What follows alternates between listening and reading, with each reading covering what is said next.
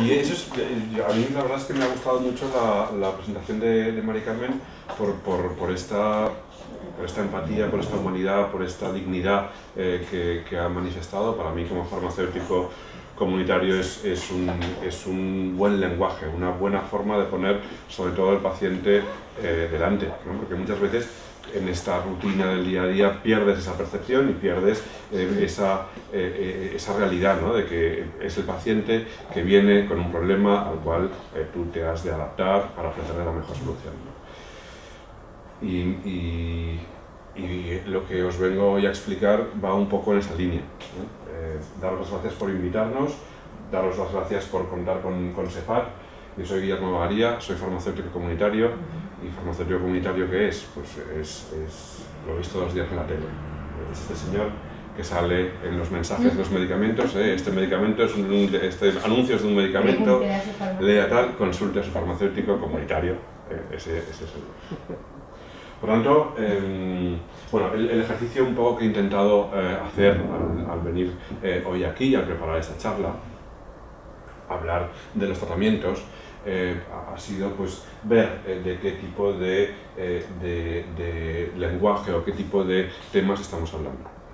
Y a la hora de repasar un poco los conceptos, he visto efectos adversos, he visto aminoácidos, colchicina, anticuerpos monoclonales, he visto citoesqueleto, he visto nucleótido, conceptos de medicamentos biológicos, conceptos de proteínas, malenostrina, canakinumab, cosas que son complicadísimas a nivel de concepto, ¿no? y de lenguaje, que es muy técnico y que, ostras, entiendo que cuando uno tiene una preocupación, esto no es nada favorable, no ayuda en absoluto partir de estas bases, ¿no? Por lo tanto, mi intención hoy es explicaros en un lenguaje próximo, comprensible, cotidiano, de qué estamos hablando cuando hablamos del tratamiento de la fiebre mediterránea familiar.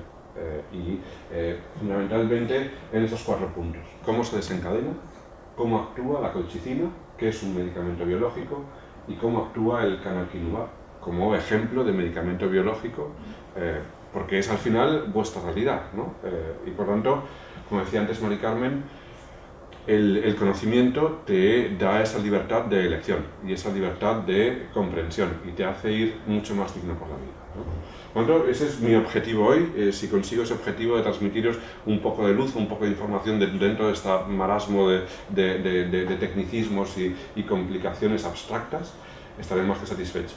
Y para eso necesito que me ayudéis y que me digáis: oye, Guillermo, esto no lo veo, explícamelo mejor, ponme un ejemplo, para que el mensaje efectivamente llegue, ¿no? Por lo tanto, no dudéis en interrumpirme, o si queréis luego al final matizamos más preguntas, más cosas que no hayan quedado claras y demás, ¿no? Porque ese al final y al cabo es mi objetivo, la presentación es secundaria, el mensaje es lo que tiene que llegar. Bien, entonces, fiebre mediterránea familiar, mutaciones en gen MEFV que codifica para pirina. Bueno, pues primer problema. Una frase de 8 palabras, 5 de las cuales no entiendo. Pues mutaciones, gen, MEF, codifica, pirina. Bueno, pues esto es lo que os quiero transmitir, esto es lo que os quiero explicar. Una mutación es una alteración en el DNA. Bueno, pues ya empezamos, ¿no? Tenemos una célula, dentro de la célula hay un núcleo, en el núcleo de esa célula existe lo que denominamos información genética, que es lo que todos y cada uno de nosotros tenemos en nuestro organismo, en cada una de esas células, para definirnos tal como somos. Yo soy más alto, más guapo, más feo, más gordo, más rubio, más moreno, porque mi información genética, mi ADN, que está en mis células, así lo dice. Con lo cual, la información genética viene a ser como el libro de instrucciones que todos y cada uno de nosotros tenemos en nuestras células. En ese libro de instrucciones se responden preguntas. Pues preguntas cotidianas del día a día. Y permitidme que ponga un ejemplo. En esta habitación tenemos una iluminación. ¿Qué ocurre si de repente se va la luz? Pues nuestro libro de instrucciones, iremos a buscar qué ocurre si se va la luz, abriremos el capítulo de se ha ido la luz, leeremos el primer párrafo y en el primer párrafo dice: si se va la luz, comprueba el interruptor. Voy, compruebo el interruptor, no, el interruptor está bien, Segundo párrafo, si se va la luz y el interruptor está bien, comprueba los fusibles. Ostras, pues voy a abrir los fusibles y efectivamente los fusibles también. Tercer párrafo, si el interruptor está bien, los fusibles están bien y has pagado la factura, voy a ver si he pagado la factura, ¿no? Es decir, una serie de cosas, de circunstancias que me permiten hacer acciones en base a lo que yo estoy percibiendo, ¿no? Pues de eso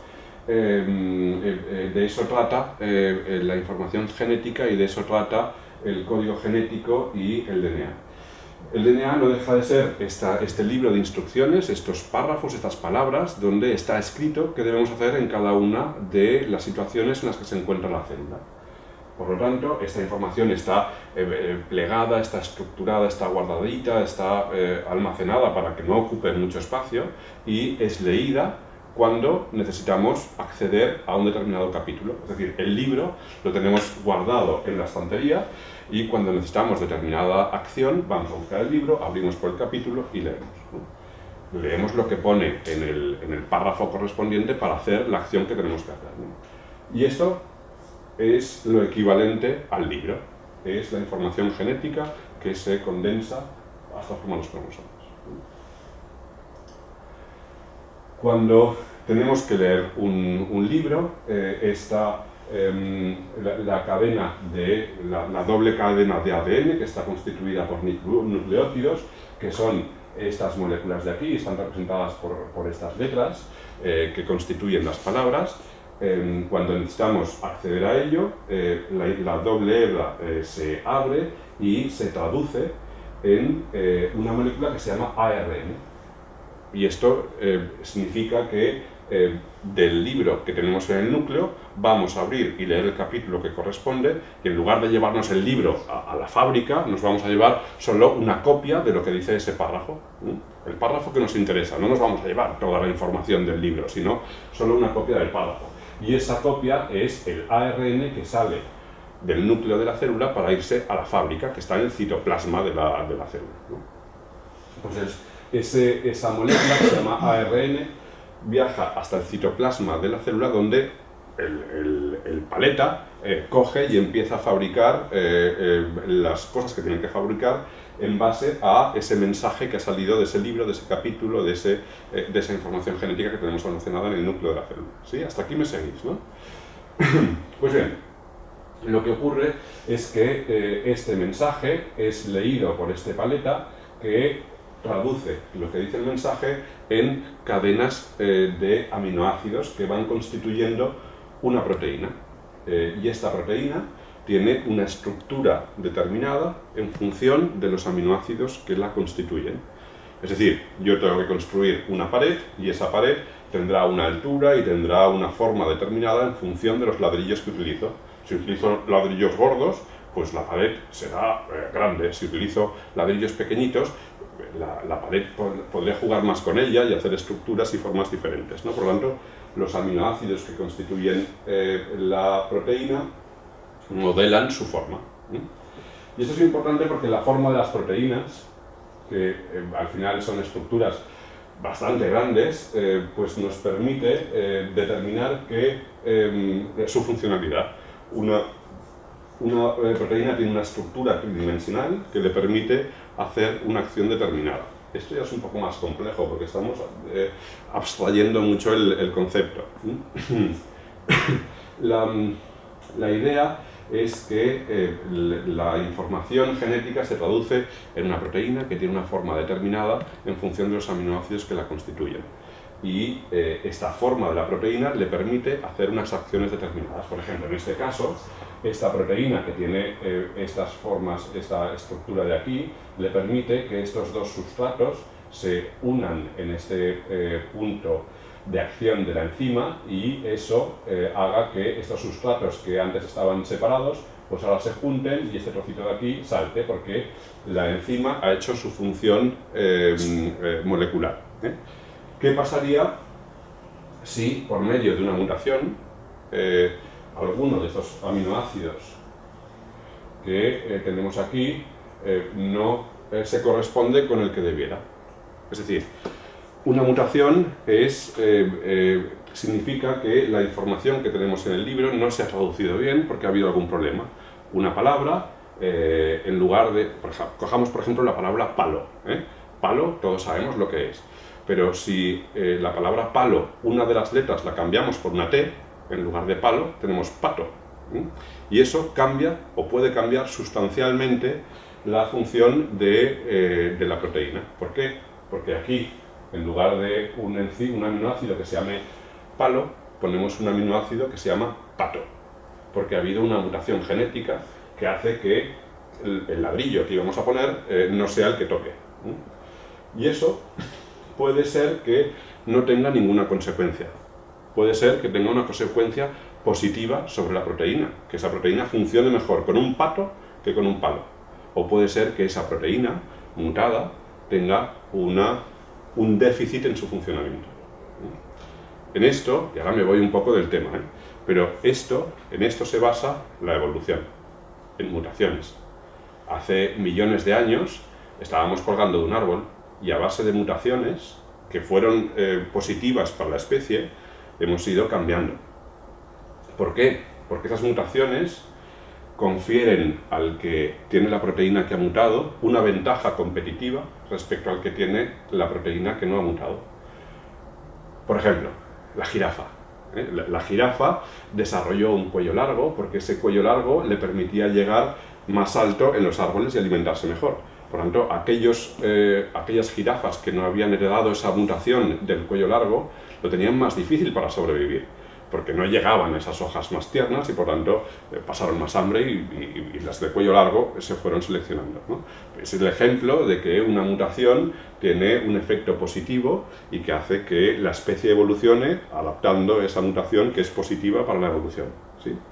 El ejemplo contrario es el de una proteína que deja de ser funcional y que entonces pues compromete el desarrollo del individuo. Pues ese individuo tiene más complicado para vivir, ¿no? Y aquí es donde está un poco la base de la evolución y el mendelismo y Mendel y Darwin y todas esas cosas, ¿sí? Vale, pues volviendo un poco al tema, lo que tenemos por tanto son proteínas constituidas por aminoácidos que tienen una función determinada y las mutaciones que se producen en el código genético pueden alterar la función de la proteína, para bien, para mal o para quedarse igual. Vale, pues eso es la base de esta frase que explicábamos al principio. ¿Cómo se desencadena la fiebre mediterránea familiar? Mutaciones en el gen de la Mediterranean Fever que codifica para pirina. Por lo tanto, tenemos una proteína que se llama pirina que ha sufrido una mutación que modifica su función. ¿Y eso qué consecuencias tiene? Bien, aquí lo que he querido reflejar ha sido es un poco complicado, pero intentaré trasladároslo para que lo entendáis. Tenemos una célula inmunitaria que se mueve por nuestro cuerpo. Una célula inmunitaria es una célula que vigila cómo van las cosas y que es sensible a determinados estímulos. Por ejemplo, un golpe, una contusión, la presencia de un patógeno. Cuando una célula inmunitaria detecta un patógeno, una bacteria, un virus, un agente pirógeno, se excita. Ostras, aquí hay algo que me está poniendo nerviosa. Esto no me gusta, necesito refuerzos. Y ese necesito refuerzos se traduce en la liberación a su entorno de unas sustancias que desencadenan inflamación. Pongo por caso. Imaginaros que esta célula inmunitaria es un policía que va por la calle y, yendo por la calle, encuentra situaciones tensas, conflictivas, y se encuentra sola. Dice, ostras, yo aquí solo no, voy a llamar refuerzos y además me voy a ir porque me da cierto miedo lo que está ocurriendo. Pero cuando vengan los refuerzos quiero que sepan dónde está el problema. Así que voy a tirar una botella de humo. Y esa botella de humo es enorme y es de color naranja y hace que los helicópteros de los refuerzos detecten enseguida dónde está el problema y actúen en consecuencia enviando a los soldados, enviando al ejército, enviando a todo el mundo para que vean qué es lo que hay. Pues eso es lo que ocurre con la célula inmunitaria, que ante determinados estímulos, patógenos, lesiones, activa un complejo proteico que se llama inflamasoma activado que libera una serie de sustancias al medio, es decir, alrededor, tira el bote de humo, que son las interleucinas 1-beta. Y esas interleucinas 1-beta es el bote de humo naranja que hace que esta célula diana, que es el ejército, la policía ya con las metralletas para cargarse a los enemigos, acuda diciendo, aquí está el problema, porque veo la botella de humo. Bien, eso es cómo funciona nuestro cuerpo de forma normal y natural y saludable, porque nos defendemos frente a los enemigos, porque si no nos defendiésemos frente a los enemigos, si no tuviésemos ejército, malamente. Por lo tanto, eso debe funcionar así.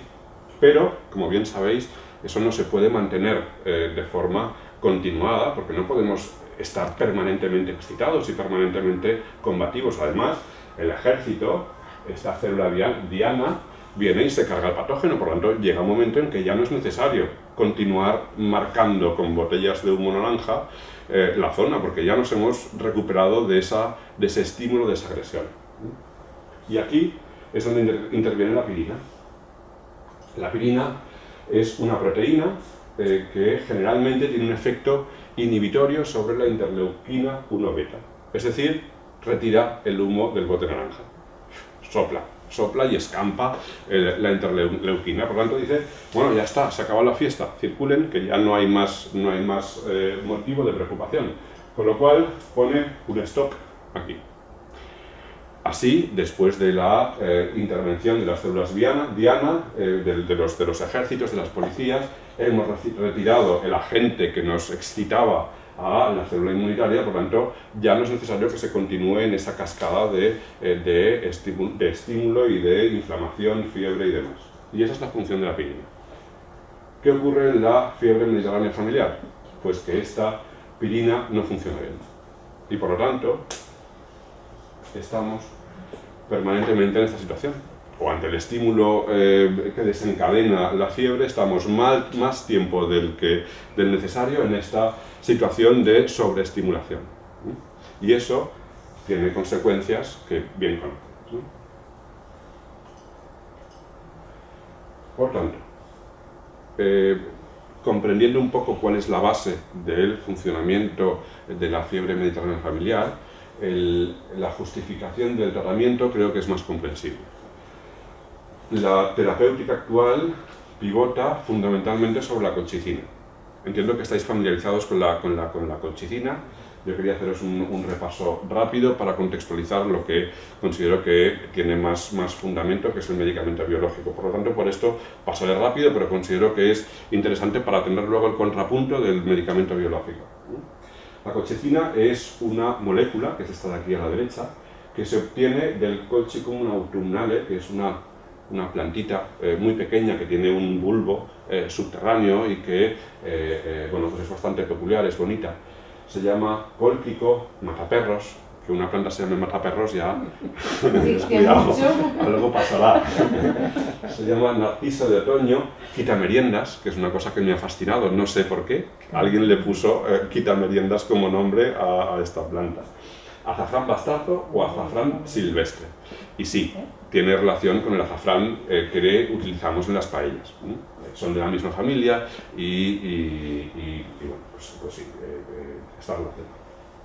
Bien, pues de este azafrán silvestre, de los tubérculos, se obtiene esta sustancia que es la colchicina. Se obtienen muchos alcaloides, se obtienen muchas sustancias que purificamos, que modificamos, que le ponemos un poco más de chicha y un poco más de por aquí y un poco más de por allá para que al final tengamos una sustancia farmacológicamente activa, muy activa. La colchicina es un antimitótico, es un fármaco que tiene una acción sobre el uso mitótico de las células. Ahora me estáis mirando con una cara diciendo ya se ha trasbalsado. Ahora os lo explico. Esta es su acción farmacológica, inhibe la formación del uso mitótico. El uso mitótico son unas fibras que utilizan las células inmunitarias, entre otras células, para moverse por el mundo. esa célula que iba por la calle y que veía una situación incómoda, que se excitaba, se ponía nerviosa y tiraba botes de humo naranja para que todo el mundo supiese dónde estaba el problema, lo va a tener más difícil para moverse. En lugar de moverse rápido y llegar a todos lados, irá un poco más despacito y le costará un poco más reaccionar. Por lo tanto, ante el mismo estímulo, le costará más tirar botes de humo, porque hacemos que vaya más relajada, más tranquila por la vida. Y la colchicina es el tratamiento de elección. ¿Por qué? Porque empíricamente hemos visto, se conoce desde hace muchísimos años, se utiliza desde hace muchísimos años para diferentes afecciones y se ha visto que tiene una eficacia en disminuir la frecuencia de los ataques y en la mejora de la calidad de vida de los pacientes. Además también previene de un problema importante que es la amiloidosis secundaria, que es una consecuencia a largo plazo de la fiebre mediterránea familiar, cuyo origen, cuya justificación, cuya causa no está bien conocida, pero sí que se produce un acúmulo de proteínas en los tejidos blandos que no se sabe bien por qué, pero tampoco se sabe bien por qué el mecanismo de acción de la colchicina, pero sí que se observa que previene esta amiloidosis secundaria. Por lo tanto, oye, fantástico, tenemos un medicamento que funciona, tenemos un medicamento que es útil y tenemos un medicamento que es sencillo de obtener. Fantástico, buen panorama. ¿Qué nos ocurre con la colchicina? Que tiene inconvenientes. Ya lo veíamos con el nombre, mataperros. Bueno, pues, ¿qué ocurre? Pues que tiene un margen terapéutico estrecho, es tóxica. Como todo en la vida es tóxico. No hay como decía Paracelso, el veneno está en la dosis, no en la sustancia en sí, depende de cuánto tomes. Por tanto, 8 litros de agua al día os aseguro que constituyen un problema que compromete la salud del individuo. Por lo tanto, no diremos que es una mala sustancia, pero sí que tiene un margen terapéutico estrecho, que tenemos que vigilar muy mucho qué dosis estamos dando al individuo, porque podemos llegar a tener problemas de toxicidad, que se manifiesta sobre todo en el tracto gastrointestinal, en forma de vómitos, náuseas y diarreas, con lo cual bastante incómodo para la calidad de vida del individuo, ¿no? Deciros que en un tercio de los casos, la colchicina no tiene un buen control de la fiebre mediterránea familiar, un 5% no responde al tratamiento, es decir, en un 5% de los casos ya no es que haya un buen control, sino es que no funciona, es recalcitrante, no podemos controlar los síntomas, y el 2,5% no tolera los efectos secundarios del tracto gastrointestinal. Por lo tanto, no es la panacea, hay bastantes personas a las cuales la colchicina les supone un problema.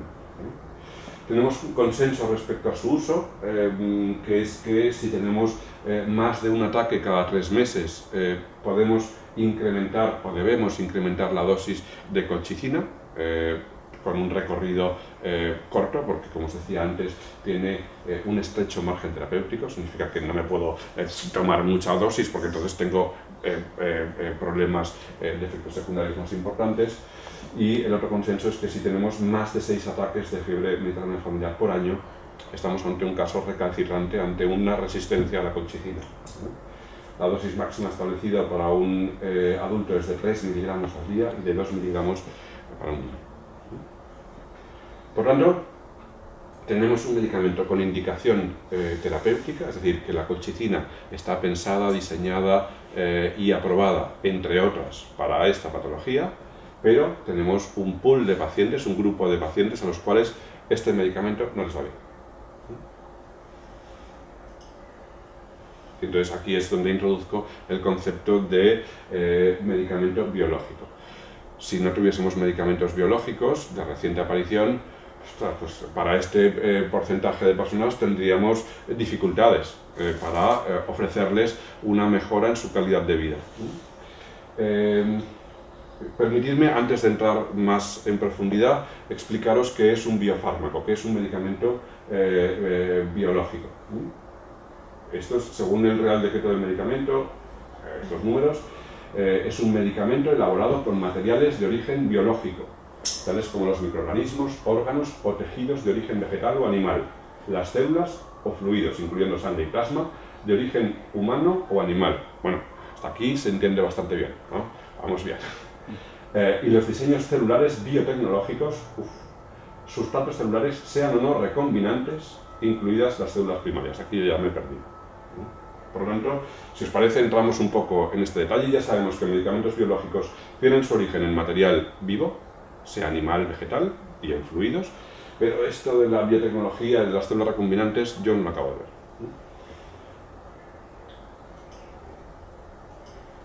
Bien, volviendo a lo que decíamos del libro de instrucciones que tenemos en esa biblioteca y que utilizamos cuando tenemos algún tipo de estímulo que nos requiere ir al capítulo 1, sección 4, párrafo 7, línea 8, para sacar ese mensaje de qué es lo que tenemos que hacer. Pues en este libro de instrucciones, el ADN recombinante significa que en la página especificada, página 7, capítulo 8, párrafo 3, en lugar de tener la información que nosotros teníamos originalmente, cogemos la de otra especie, la de otro individuo y la ponemos en su lugar. Con lo cual, hacemos una sustitución de un gen por el de otra especie o de otro individuo. Eso es recombinante porque estoy combinando el gen de otro individuo, de otra especie, en el gen en mi libro de instrucciones. Estoy poniendo una página de otro libro. En el libro volviendo al ejemplo de antes, cuando teníamos aquel problema de que se ha ido la luz en esta habitación, yo tenía una serie de instrucciones que era comprobar el interruptor, comprobar los fusibles, pagar la factura a Endesa. Pues ahora he puesto otra hoja que pone visión nocturna, desarrolla visión nocturna. Por ahí, pues entonces ahora ya me adapto a una circunstancia que antes me generaba un problema, porque ahora tengo una instrucción de otro organismo que me permite ver por la noche. Bueno, pues mira, qué bien, ¿no? Bien. Esto es, por tanto, lo que es el ADN recombinante. Es muchísimo más complejo, como os podéis imaginar, pero intento, como decía, traduciros un poco, ¿no? Por tanto, de este nuevo gen introducido en esta secuencia, obtendremos una proteína que no es propia de nuestro libro de instrucciones, sino que es una proteína de otro libro de instrucciones, pero que utilizamos nosotros. Y luego hay otro concepto importante, que es el de hibridoma. El hibridoma, utilizamos células que se multiplican con mucha facilidad y con mucha velocidad para utilizarlas en nuestro beneficio. Mezclamos células que producen anticuerpos con células que se multiplican muy rápido para conseguir unas células que fabrican anticuerpos y que se multiplican muy rápido. Hacemos un match and break de dos tipos de células que tienen características por separado, que ponemos juntas para que el hibridoma resultante no sea positivo. Y hacemos una selección de esas células para que nos fabriquen, y ahora ya me pongo con más palabras técnicas, pero son las que vamos a ir oyendo, anticuerpos monoclonales. Y esos anticuerpos monoclonales son la base de lo que denominamos medicamentos biológicos, entre otros. Y eso suena complicado, y es muy complicado. Este es el proceso de fabricación, o es una foto, de la complejidad que implica el proceso de fabricación de un medicamento biológico. Aquí tenemos un bioreactor, un reactor continuo tanque agitado, con una serie de sondas. Aquí, en esta olla a presión, hay unas células que están permanentemente oxigenadas, calentadas, les estamos dando alimentos, les estamos quitando las impurezas, las estamos cuidando, las estamos cultivando para que nos fabriquen una sustancia que están haciendo en base a ese libro de instrucciones que les hemos modificado para que hagan lo que nos interesa. Así que esas células están trabajando para nosotros para fabricar un anticuerpo que vamos a purificar y que luego vamos a utilizar en la terapéutica. ¿Hasta aquí me seguís? ¿Sí? Sí. Bien, entonces, volviendo a la colchicina, aquella sustancia, aquella molécula que sacábamos del mataperros, del colchicum autumnale, del quitameriendas, y comparando esa molécula pequeña que sacábamos de esa raíz, comparándolo con el medicamento biológico, hay una serie de diferencias que me gustaría plasmaros para que comprendáis un poco las diferencias de concepto que estamos trabajando. Ambos son medicamentos, pero en el caso del medicamento de síntesis o semisíntesis o medicamento extraído de una raíz, purificado y modificado, hablamos de moléculas pequeñas. En caso de medicamentos biológicos, como os he dicho antes, hablamos de proteínas, que son estructuras enormísimas, con pliegues tridimensionales, que funciones muy complejas y demás. Por lo tanto, la primera gran diferencia es con respecto al tamaño. Unas son muy pequeñitas y las otras son grandes. Y eso tiene mucha importancia, porque una sustancia pequeña no es capaz de activar la inmunogenicidad.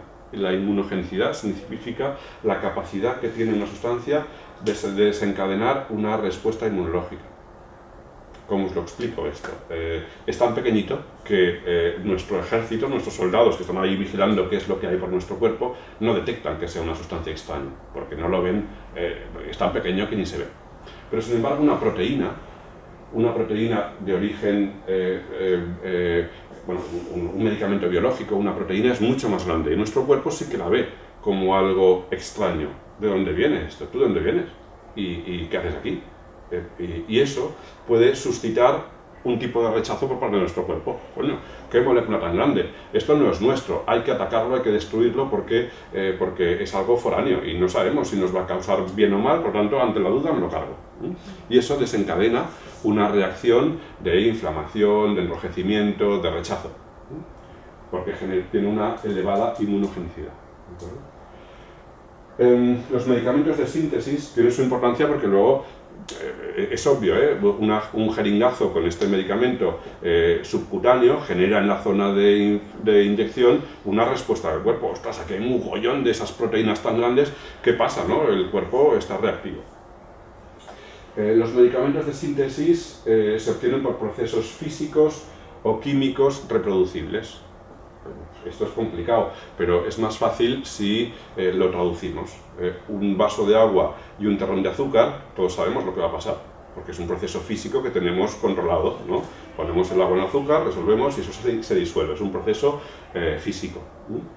Pero en un proceso biológico, en esto que veíamos aquí antes, en este reactor, en esta olla a presión, hay células vivas. Y las células vivas reaccionan frente al ambiente.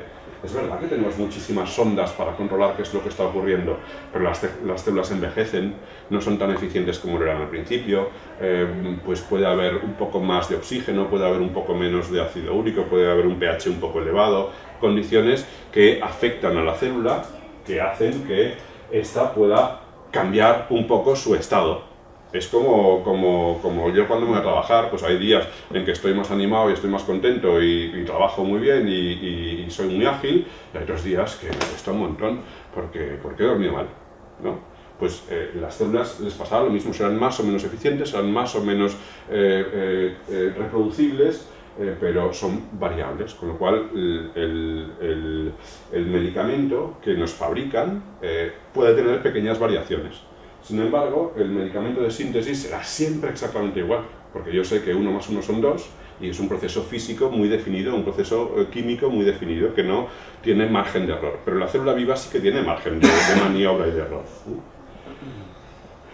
La vía de administración de un medicamento de síntesis es diversa, puede ser tópica, puede ser oral, puede ser óptica, puede ser vaginal, puede ser un supositorio, porque al ser un medicamento, una molécula pequeña, tenemos muchas formas de recorrido. Pero los medicamentos biológicos, por ser proteínas grandes, han de ser inyectables. No pueden ser por vía oral, porque además una proteína por vía oral llega al estómago, con los ácidos estomacales se pueden alterar, en fin, la vía de administración es subcutánea. Los medicamentos de síntesis tienen una farmacovigilancia normal, otra palabra rara. Farmacovigilancia significa la evaluación, el seguimiento que tenemos de los medicamentos una vez se comercializan. Efectivamente, los medicamentos antes de comercializarse pasan por ensayos clínicos, se hacen muchísimos estudios, pero esos estudios jamás son suficientes para cubrir el universo entero de la población mundial. Puede haber una persona en Groenlandia que la colchicina, que en el estudio clínico nos ha ido estupendo y que a todo el mundo le ha sentado fenomenal, a esa persona de Groenlandia va y le sienta fatal y tiene que dejar tratamiento. pues eso habrá que registrarlo en algún punto y habrá que ponerlo en el prospecto. ¿Por qué? Porque si otra persona que vive en Luxemburgo le pasa la misma reacción, tenemos, ostras, pues había uno en Groenlandia que también le había pasado. Ya no es tan infrecuente porque no es la primera vez, ya ha ocurrido 2 veces, ¿no? Por lo tanto, como podéis comprender, el proceso de farmacovigilancia de todo medicamento es continuo durante toda su vida de comercialización. Siempre estamos vigilando que aparezcan nuevos efectos secundarios o los ya descritos tengan mayor porcentaje de efectos sobre la población. ¿Sí? Con los medicamentos biológicos tienen además un seguimiento adicional. Van etiquetados con un triángulo negro invertido, que significa que son de reciente comercialización, que tienen un origen de síntesis novedoso y que por lo tanto tenemos que estar más encima de ellos todavía. Y en eso participamos médicos, enfermeros, farmacéuticos y sociedad, porque también todos somos responsables de notificar estos efectos de los medicamentos, ¿no? Por último, como os podéis imaginar, es más fácil recolectar plantas y hacer procesos físico-químicos más o menos complejos para obtener un medicamento que lo que hemos visto antes del ADN recombinante, del ratón, del hibridoma, de tal, ¿no? Por lo tanto, los medicamentos biológicos son más caros.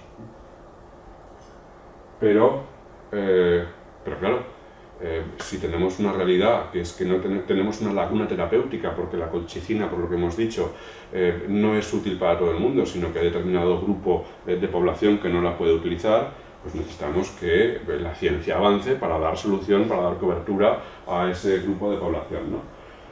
Por lo tanto, y ya entrando un poco más en materia, los inhibidores de la interleuquina, como el canakinumab, son anticuerpos monoclonales, o este en concreto es un anticuerpo monoclonal completamente humano obtenido mediante la tecnología del ADN recombinante en células de hibridoma SP2/0 de ratón.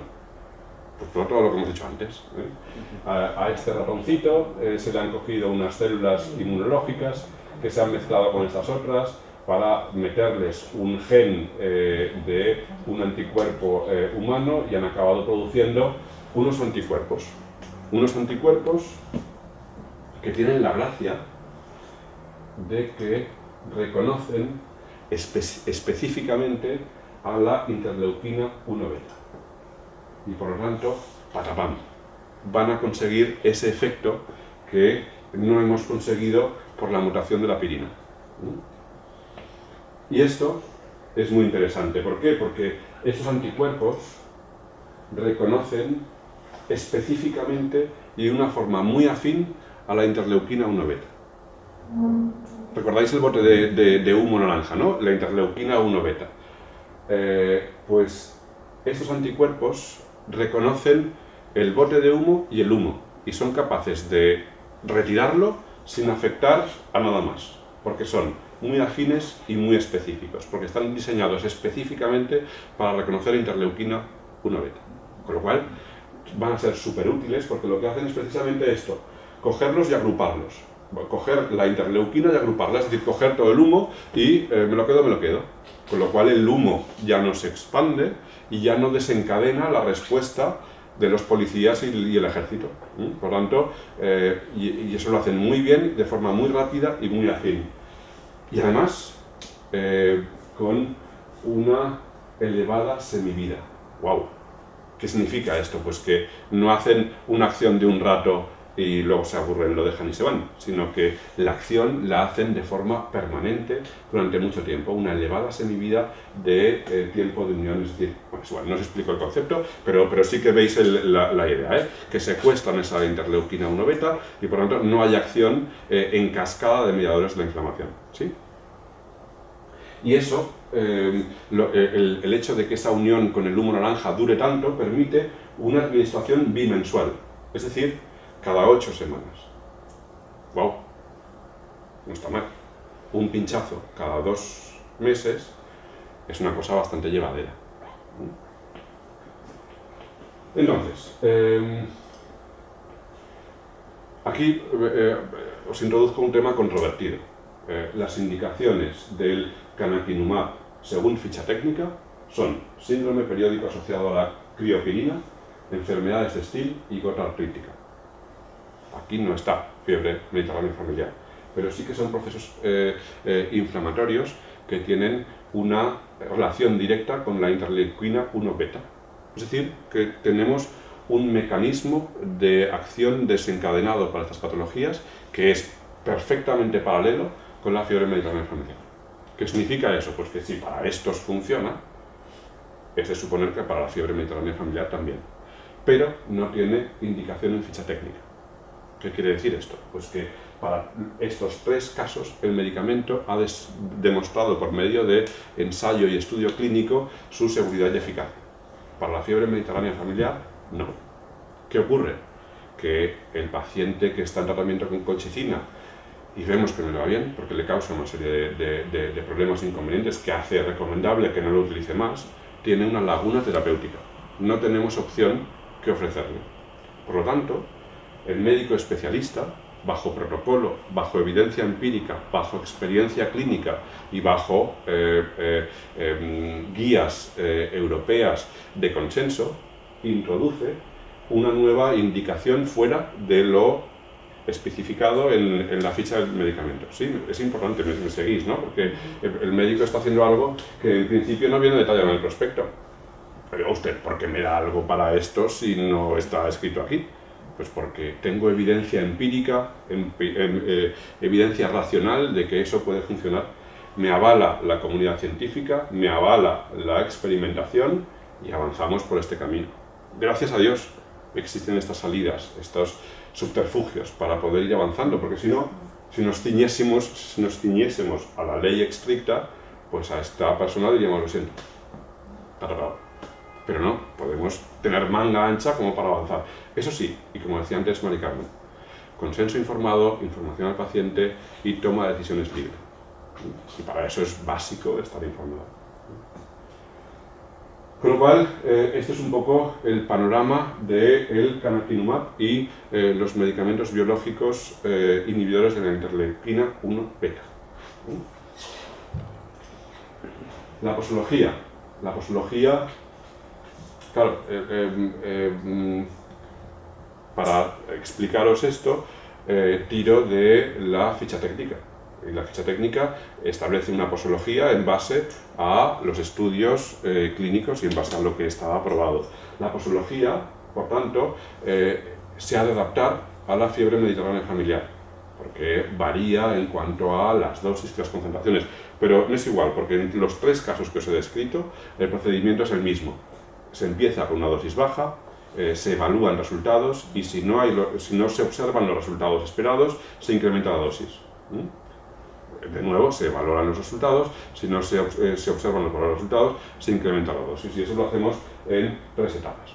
¿De acuerdo? Con lo cual, lo que quiero deciros es que hay una posología determinada, fundamentada y que la ajusta el médico especialista en base a los resultados obtenidos. Precauciones. Bien, los inhibidores de la interleuquina, igual que la colchicina, al final lo que hacen es disminuir la sobreexcitación de la célula inmunitaria, hacer que la célula inmunitaria no reaccione de una forma tan manifiesta, calmarla, aplacarla un poco. Eso es lo que pretendemos con el tratamiento farmacológico, pero el efecto secundario asociado es que estamos deprimiendo el sistema inmunológico, porque pongo por caso, vemos esto con las gafas de la fiebre mediterránea familiar en la que queremos controlar unos signos y síntomas, pero oye, cuando yo tengo una infección de verdad, quiero que mi ejército responda, porque si no estaré supeditado a las infecciones oportunistas que pueda tener en mi entorno, ¿no? Con lo cual yo necesito mi ejército y necesito que mi ejército funcione bien. Por lo tanto, si estoy interfiriendo en la manifestación de mi ejército, las precauciones que debo tener van relacionadas con las infecciones. Tendré que controlar muy bien mis infecciones, porque lo que puede ser banal, como tengo un medicamento, un tratamiento que está aplacando mi respuesta inmunológica, lo banal se puede complicar. Por tanto, precauciones. Control del paciente en infecciones y neutropenias. bajada del número de neutrófilos. Antes de iniciar cualquier tratamiento, debemos verificar que no hay una tuberculosis activa o latente. ¿Por qué? Pues que si hay una tuberculosis latente, está agazapada ahí en nuestros pulmones, escondida, y damos un medicamento que inmunosuprime un poquito el sistema inmunológico, luego podemos exacerbar la manifestación de la tuberculosis y causar un problema, que sea más importante el problema que lo que queríamos, es decir, que afloremos un problema más importante del que queríamos evitar, ¿no? Hipersensibilidad en ensayos clínicos de carácter moderado. ¿Qué significa esto? Pues que las inyecciones que se han puesto del culete del individuo durante los ensayos clínicos han hecho pues, una pequeña inflamación de carácter moderado. Bueno, hay que tenerlo en cuenta. Hay reacción. A la mayoría de las personas no les ha causado mucho problema, más que un poco de molestia, 2 días y listos. Pero hay que vigilarlo, porque igual al que vive en Groenlandia va y se le pone la cosa más complicada. ¿De acuerdo? Todo esto es bastante sentido común, evitar administrar vacunas vivas durante el tratamiento con el medicamento. Una vacuna viva lo que pretende es inmunizar frente a una enfermedad, por ejemplo la gripe, ¿no? Pues, o el rotavirus, pues ponemos virus que están vivos, que están atenuados, que están medio lelos, para que nuestro cuerpo los reconozca y fabrique anticuerpos para que cuando venga el virus de verdad estemos preparados y reaccionemos con anticipación, ¿vale? Pues si damos o administramos vacunas con virus atenuados pero vivos y nuestras defensas están bajas, pues le estamos dando una oportunidad a ese virus a que se reactive y nos cause la patología, ¿no? Por lo tanto, también hay que tener cuidado y, sobre todo en niños, hay que esperar 3 meses desde la última vacunación para evitar que puedan haber problemas de este tipo, ¿no? De gestión de las vacunas y reactivación de los patógenos que hemos inoculado. Contraindicaciones. Está contraindicado aquel que reacciona de forma exacerbada a la administración del medicamento, que tiene una reacción de hipersensibilidad. En embarazo y lactancia no se recomienda el uso de estos medicamentos por las connotaciones que puede tener sobre el desarrollo embrionario y sobre el sistema inmunológico del bebé, a no ser que exista un claro beneficio sobre el riesgo. Entonces, eso depende de la clínica, depende del especialista, depende del médico, depende de la madre, depende de 1000 factores, pero se ha de evaluar. Inhibidores del factor de necrosis tumoral es otra vía de acción de los fármacos para controlar las respuestas a la presencia de patógenos. Por lo tanto, no podemos combinar, o hay que hacerlo con mucha precaución, 2 medicamentos que de forma independiente buscan el mismo objetivo, que es deprimir el sistema nervioso central, porque al final, el sistema inmunológico, porque al final deprimimos tanto nuestras defensas que seremos mucho más susceptibles a las infecciones. Y no se han investigado las interacciones del medicamento con otros medicamentos. De ahí la importancia también de la farmacovigilancia, ¿no? De seguir alerta y seguir vigilando y que en el proceso de comercialización de un medicamento las variables que se miden son mucho más complejas que los estudios clínicos. Al final, pensar que un estudio clínico, por bien diseñado que esté y por grande que sea, jamás se podrá comparar con la realidad. Porque al final estamos haciendo solo una alícuota, un trocito muy pequeño para analizar en condiciones relativamente controladas, pero no son las de la población en general, ¿no? Por lo tanto, esto siempre es un hándicap en todo medicamento. Efectos adversos. Claro, esto también es muy difícil de definir porque depende de la patología de base.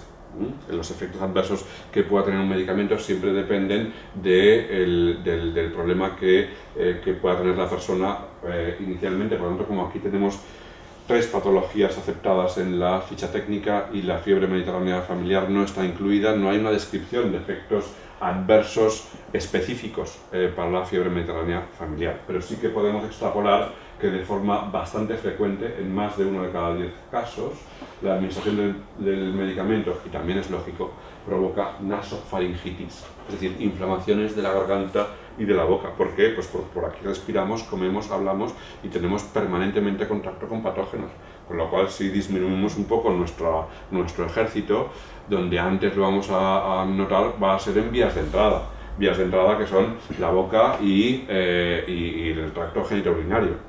Por lo tanto, infecciones urinarias y nasofaringitis, oídos, ojos y demás, eso es donde antes podemos notar este tipo de problemas. Frecuentes infecciones urinarias de otorrinolaringología, biliasis, mareos, vértigos y algún tipo de dolor muscular de espalda, piernas y demás. Esto, como os digo, está sacado de la ficha técnica del canakinumab y poco más deciros que existe en lo que comentábamos antes, ¿no? de la farmacovigilancia,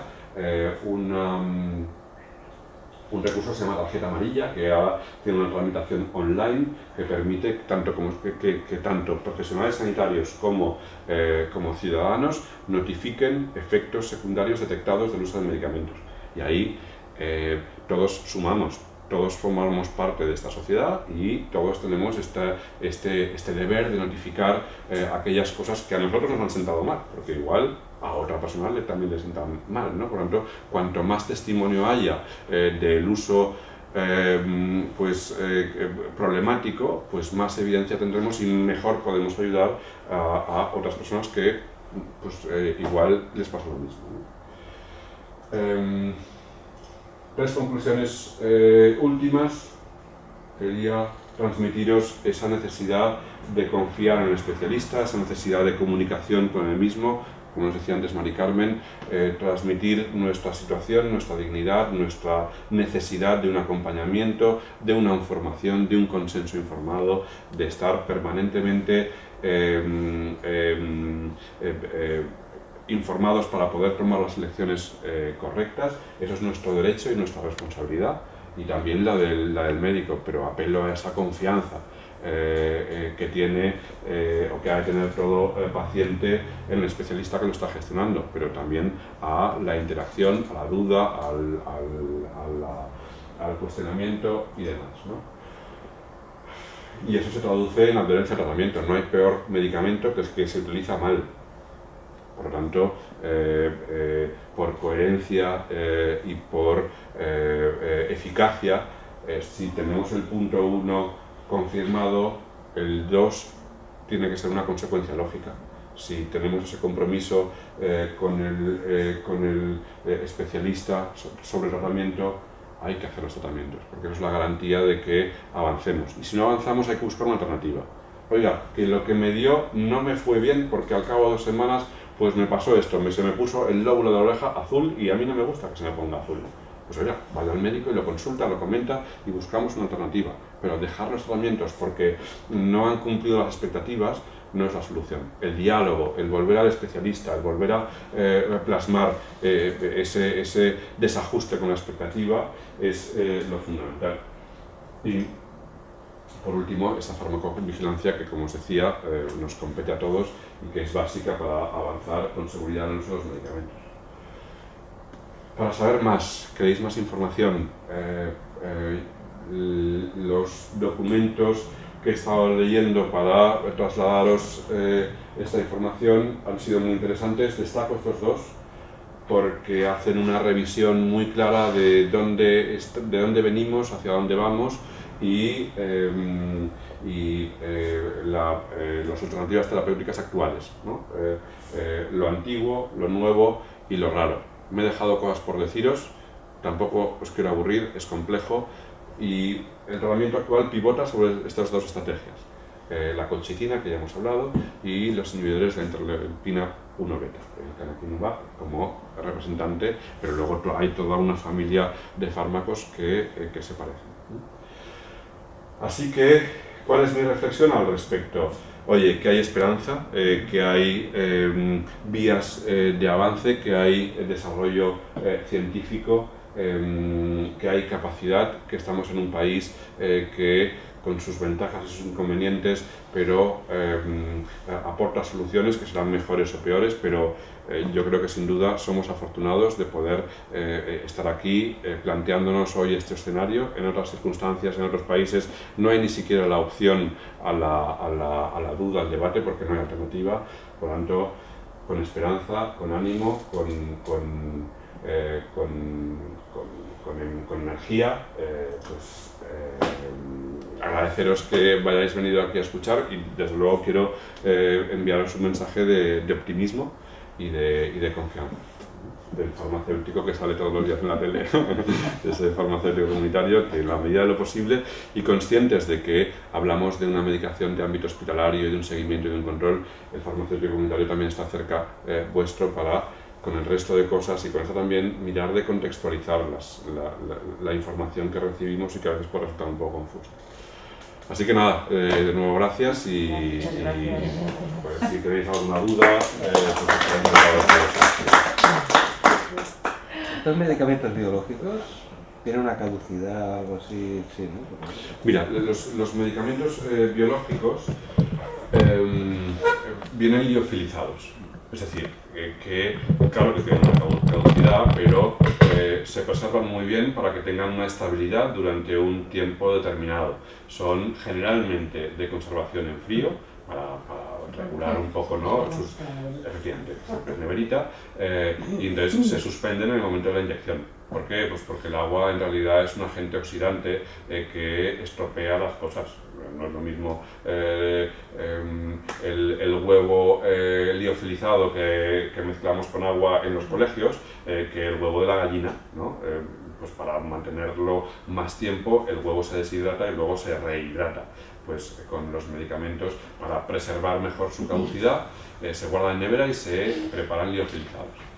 ¿Y el Cochimax hay que meterlo en la nevera? No es necesario, porque en este caso no hablamos de un medicamento biológico, sino un medicamento de síntesis que es perfectamente estable y mucho más tiempo, son 5 años lo del Cochimax, y estos biológicos varían en función de las características al final de la proteína que sintetizas. A la larga se saben los efectos que puede causar los biológicos, pero... Mira, las cosas que no, porque a la larga no hay estudios que avalen ese uso a largo plazo, pero así avanza la vida y así avanza la medicina y la farmacología. Pensad que al final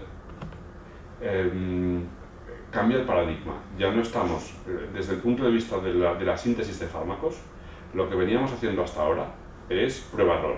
Voy a coger un mogollón de cosas, esta planta mata, como habíamos dicho, mata perros. Esta planta, a ver qué pasa, porque yo vi un día que el perro se la comió y se murió.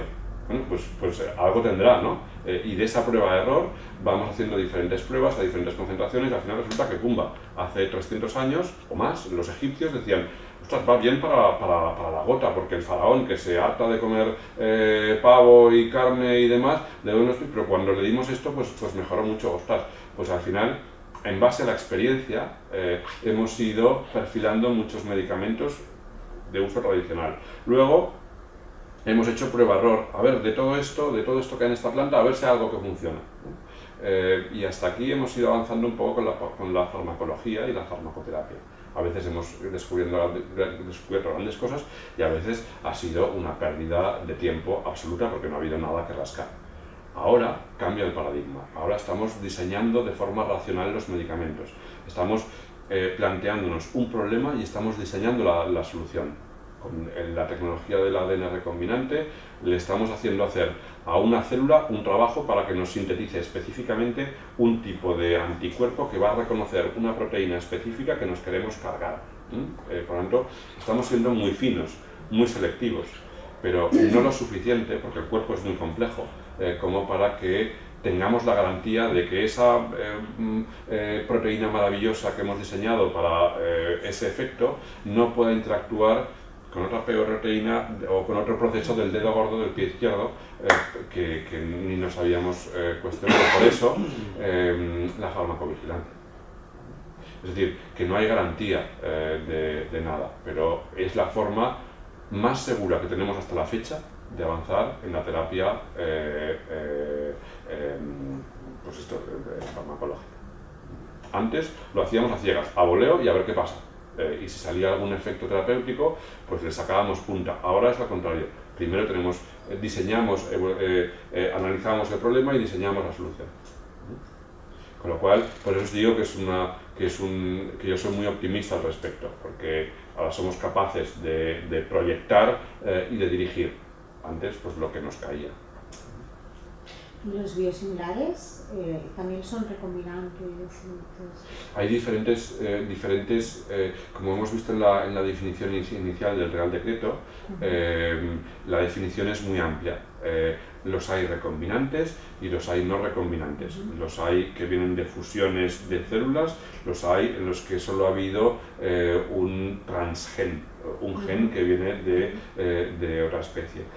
Y los hay que vienen de procesos biotecnológicos en cuanto a la preparación del fármaco en su origen, es decir, cogemos os ponía la foto de la plantita en la montaña idílica con Heidi, ¿no? Eso hoy en día no se da. Lo que hacemos es coger la planta y hacer un cultivo de células de raíz en un proceso biotecnológico. No nos vamos a buscar como un druida, ahora lo hacemos con un bioreactor y con unas condiciones pues muy específicas que nos incrementan mucho la productividad, nos disminuyen los costes y nos permiten controlar mucho las condiciones ambientales y por lo tanto ser más reproducibles. Por lo tanto, en el concepto de diseño biotecnológico o medicamento biológico entra la biotecnología y entran los transgenes, pero no necesariamente. En cualquier caso, eso siempre lo encontrarás en la ficha técnica del medicamento. Te dirá cuál es su origen y su calificación y su indicación. Con lo cual, el prospecto, a pesar de que a veces suene a chino y sea complejo lo que decíamos, ¿no? Esa primera frase que hemos analizado de en 8 palabras 5 no entiendo, pero en el prospecto tienes todas las respuestas. ¿Que el prospecto resulta complejo? Pues mira, un aliado es el farmacéutico comunitario. Bajas y dices, oiga, tengo lo de la tele, ¿eh? Si no entiende, baja y me lo pregunto. Igual te dice, pues yo tampoco, pero dame un par de días y te lo resuelvo. Esa es un poco también la aportación que podemos hacer en el uso de esos medicamentos hospitalarios, que quizá se nos escapan un poco del ámbito porque no los tocamos cada día, pero sí que os podemos ayudar a contextualizar. Lo del doctor Google, ¿no? Está muy bien, pero la información tiene que tener un contexto, porque si no se puede desvirtuar y te puedes asustar y tomar conclusiones inadecuadas. Por lo tanto, abro la mano, ¿no? En representación de todo el colectivo a que el farmacéutico comunitario os pueda ayudar en ello a buscar ese contexto, ¿no?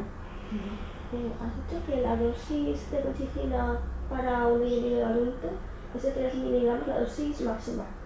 Pero ¿qué pasa si para una persona ya le sienta mal con 2? ¿Eso es normal?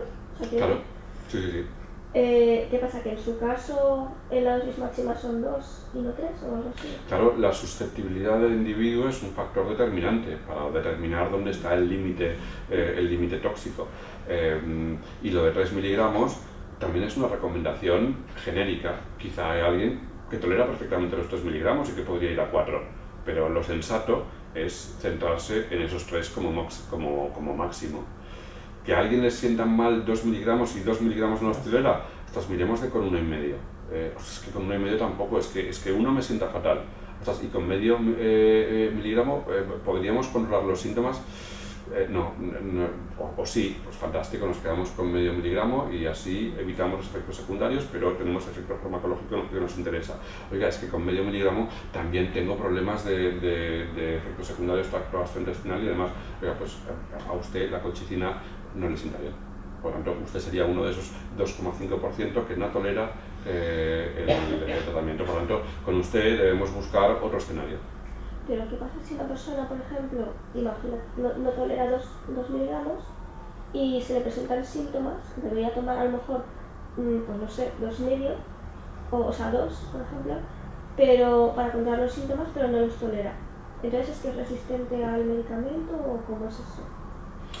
No, el tratamiento con colchicina es continuado a lo largo del tiempo, es un tratamiento diario. Eso no quita que en algún punto puedas tener algún brote, el cual puedes controlar con tratamientos supletorios, con AINES, con corticosteroides, para disminuir ese brote y recuperar normalidad y estado normal, ¿no? Y lo que decía de las dosis máximas, también se pueden ajustar y modular en base a los brotes de fiebre familiar. pero hay un límite que no resulta sensato sobrepasar. Por tanto, y recapitulando un poco, pongamos por caso que una persona está controlada con 1 miligramo, pero tiene un brote, ayuda de AINES y corticosteroides y lo que haga falta. No controlamos del todo, hay que subir un poco la dosis de colchicina para ayudar a disminuir esa hiperreactividad. Conseguimos controlar el brote, volvemos a disminuir colchicina a dosis estándar. Y en la evaluación de cuántas veces se presenta un brote es donde también tenemos una medida del control que ejerce la colchicina sobre la patología.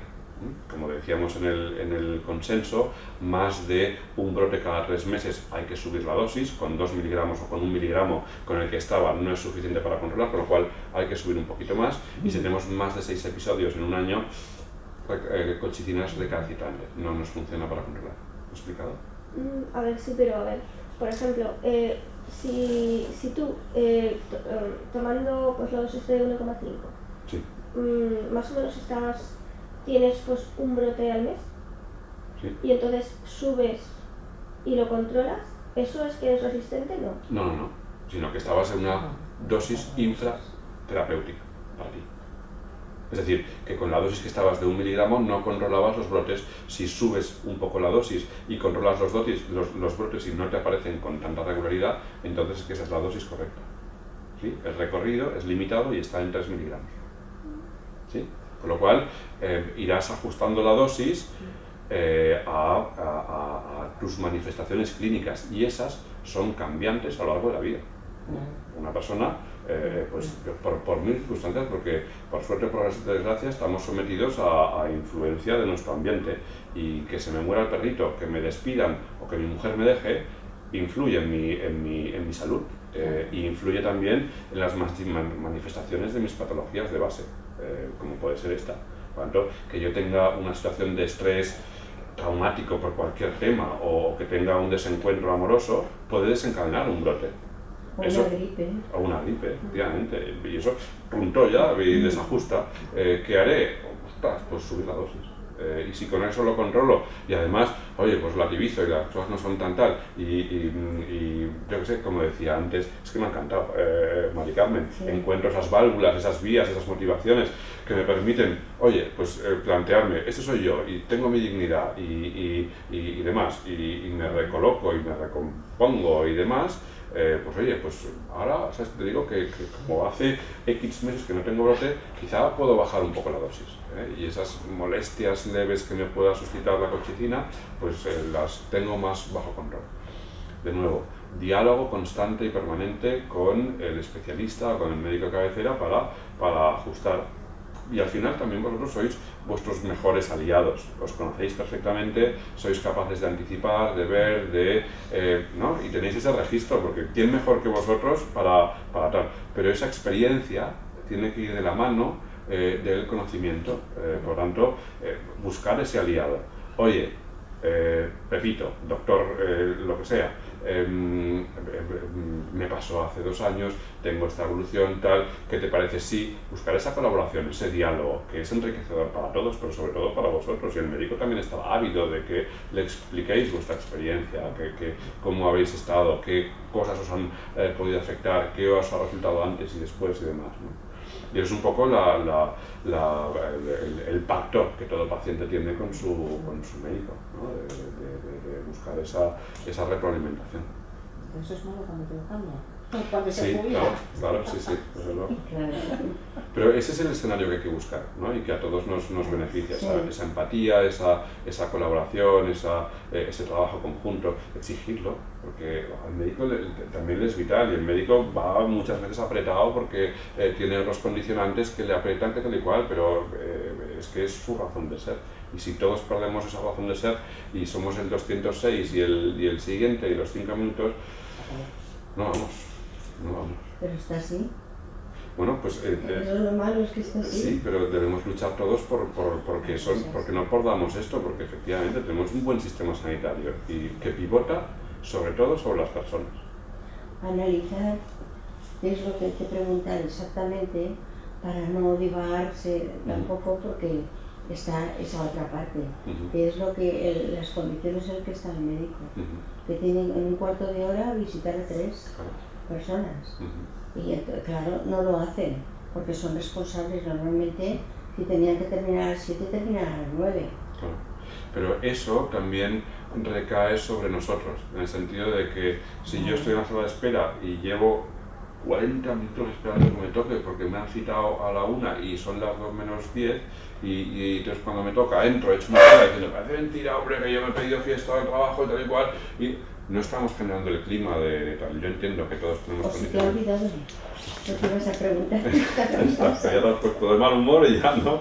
Ya no, No, está. pero no, hay que ser positivos. También hay casos en que el mismo médico, que es como lo que has dicho tú, que se vuelca Ujú. cuando son casos especiales que no conoce y él luego aparte mira, busca Ujú. o tráeme esto, Ujú.